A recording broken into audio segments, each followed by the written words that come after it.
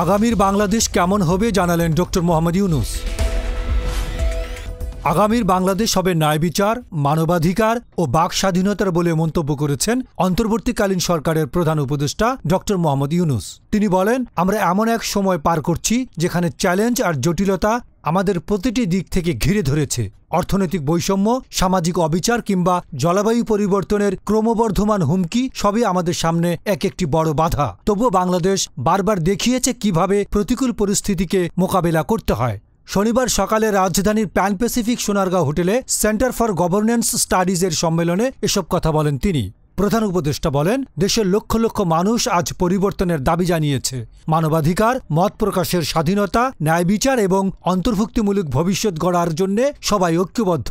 তাই এবছরের সংলাপের থিম এক বিভক্ত পৃথিবী। আমি বিশ্বাস করি প্রতিটি সমস্যার সমাধান রয়েছে যদি আমরা ধৈর্য ও সাহসের সঙ্গে এগিয়ে যাই। ডেস্ক রিপোর্ট, গণমানুষের আওয়াজ।